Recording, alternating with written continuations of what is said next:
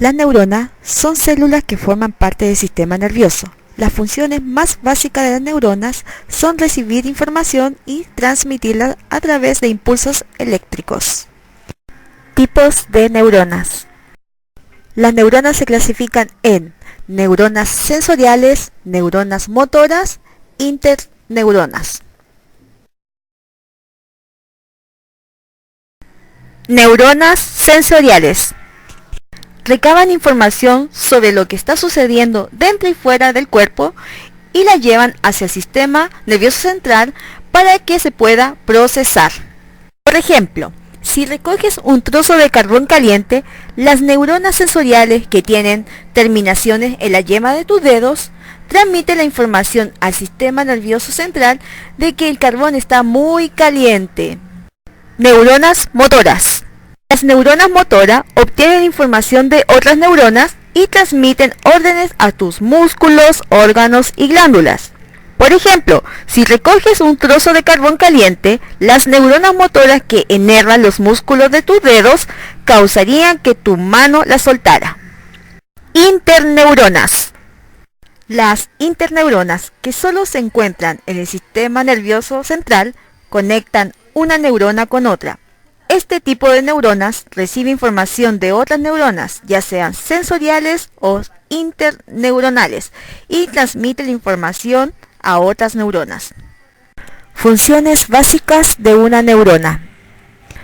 Las funciones básicas de una neurona: recibir señales o información, integrar las señales recibidas para determinar si la información debe o no ser transmitida, comunicar señales a células blancas, músculos, glándulas u otras neuronas.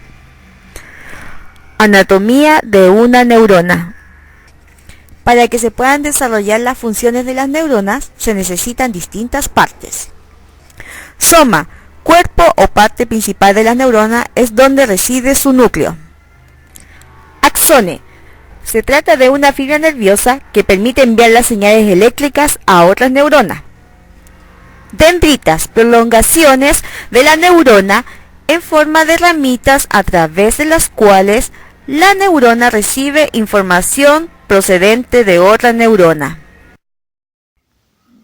Células gliales, tipos y funciones. En el sistema nervioso reconocemos 4 tipos de células gliales, que las más importantes son las siguientes: astrocitos, oligodendrocitos, células apendimarias y microglía.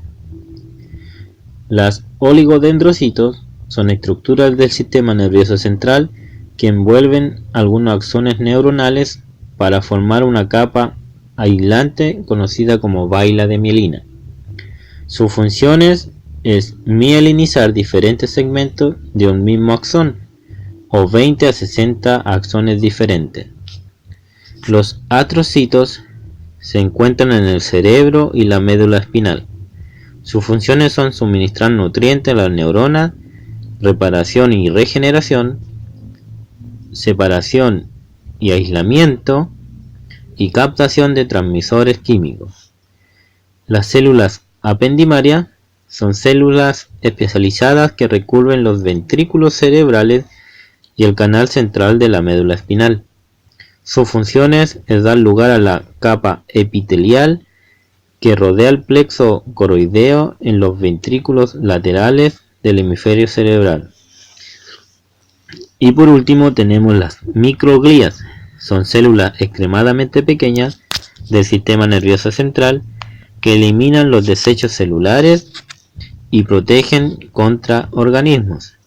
Sus funciones es que cuando se produce una lesión o inflamación del tejido nervioso, estas células proliferan rápidamente para fagocitar los restos celulares, fragmentos de mielina o neuronas lesionadas. Estimulación de los sentidos para mejorar el aprendizaje. Los humanos poseemos un total de 5 sentidos: la vista, el tacto, el gusto, el oído y el olfato. El objetivo principal de la estimulación de los sentidos es mostrar una alternativa del aprendizaje cotidiano del estudiante para que optimice y mejore su rendimiento académico. A través de innovadoras técnicas de neuromarketing, métodos convencionales y gimnasia cerebral. Debemos tener en cuenta que la mejor edad para tener un buen aprendizaje es cuando somos pequeños, porque los pequeños recuerdan el 10% de lo que leen, el 20% de lo que escuchan, el 30% de lo que ven, 50% de lo que leen y oyen, 70% de lo que dicen a otros y 90% de lo que dicen y hacen. Es por esto que debemos practicar técnicas para las actividades diarias, las cuales nos ayudarán a potenciar el aprendizaje y la memoria usando los sentidos. Algunas recomendaciones para estimular los sentidos es: en la vista, crear actividades que permitan la manipulación de láminas o el análisis de videos. En el oído, crear concursos con canciones, pruebas de lectura con altavoz, diálogos y narraciones. En el olfato, crear una receta junto con los compañeros y descubrir aromas. Con el tacto, jugar con texturas y arte, practicar juegos que involucren las manos y el contacto con los demás. Y por último, en el gusto, probar diferentes sabores y jugar a identificarlos. El cerebro es un órgano que está localizado en la parte superior del cráneo, ¿cierto?, encargado del pensamiento lógico, de los sentimientos y de los movimientos voluntarios. El cerebro se puede dividir en dos regiones, el hemisferio izquierdo y el hemisferio derecho, ¿cierto? Además se puede dividir en 4 lóbulos: el lóbulo frontal, el lóbulo parietal, el lóbulo occipital y el lóbulo temporal. El lóbulo frontal, por esencia el resultado de nuestra evolución, está encargado de los siguientes procesos: producir el habla y el lenguaje gracias al área de Broca. Asimismo, el lóbulo frontal está encargado de los procesos cognitivos. El lóbulo parietal, ubicado entre el lóbulo frontal y el lóbulo occipital, se le asocia la percepción sensorial, el razonamiento espacial, el movimiento del cuerpo y nuestra orientación. Asimismo, gracias al área parietal, podemos comprender la naturaleza de los números, es decir, las competencias matemáticas.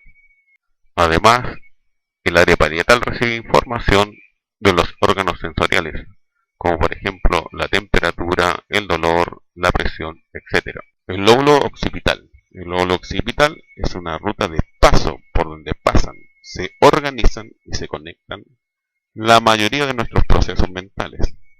Además, participa en los procesos de percepción y reconocimiento visual. El lóbulo occipital además tiene una importancia clave en todo lo relativo a nuestros sentidos de la visión. Lóbulo temporal, pegado casi a las sienes y en ambos lados de nuestro cerebro, nos ayuda a reconocer rostros. También se relaciona con la articulación del lenguaje, la comprensión del sonido, las voces y la música. El lóbulo temporal también participa en la regulación de las emociones, como la motivación, la rabia, la ansiedad, el placer, por lo tanto está asociado al sistema límbico. Ahora les hablaré sobre el desarrollo neuronal. El desarrollo neuronal se puede dividir en 4 etapas: el desarrollo anatómico, el desarrollo de la autonomía motora, el desarrollo del lenguaje y el conocimiento del entorno, y el desarrollo de la identidad. El desarrollo anatómico es la etapa prenatal. El desarrollo de la autonomía motora comprende entre los 0 y los 3 años de vida. El desarrollo del lenguaje y del conocimiento del entorno concurre entre los 3 y 10 años.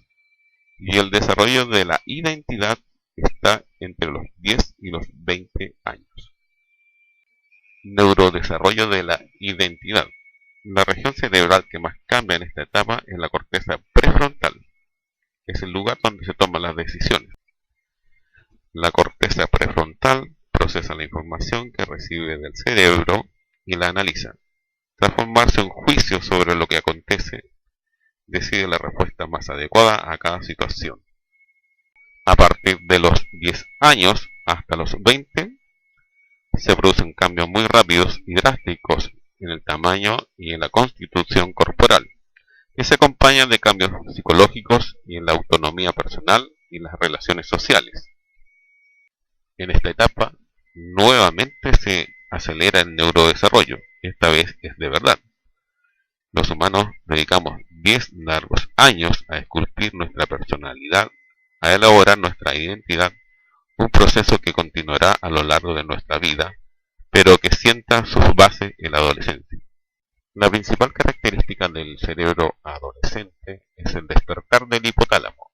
El hipotálamo estimula a la hipófisis para que produzca hormonas sexuales, de tal forma que se produzca la maduración de estos órganos.